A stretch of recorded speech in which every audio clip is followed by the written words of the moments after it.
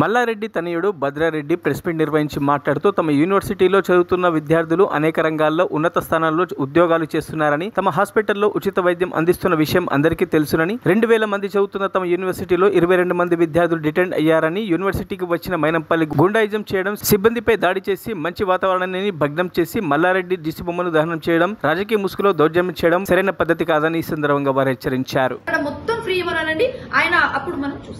So this is the situation. ఏదున్నా కూడా and మూడో విషయం సార్, ఏదున్నా వి ఫాలో. ఇప్పుడు జేఎన్టీలో ఏం పాలసీ ఉందో అదే పాలసీ మన మల్లారెడ్డిలో ఉన్నాయి.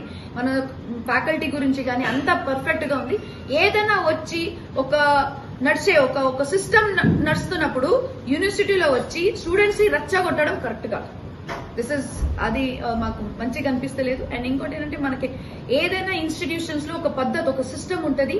If there is any doubt, ఒకవేళ ఈ 22 మెంబర్స్ కి ఒక డౌట్ ఉంటే, లేకపోతే స్టూడెంట్స్ కి లేకపోతే వేరే స్టూడెంట్స్ కి ఏదైనా కంప్లైంట్ ఉంటే, they can write are they can ask the authorities, అంటే స్టేట్ గవర్నమెంట్ లో ఉండే respected department of education or who ever it is.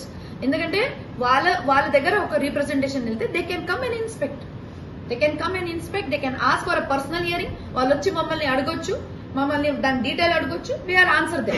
But ఇక్కడ వచ్చి వాళ్ళు ఏదో పొలిటికల్ అజెండా చేసి మరిన్ని అప్డేట్స్ కోసం మా ఛానల్ ని సబ్స్క్రైబ్ చేయండి.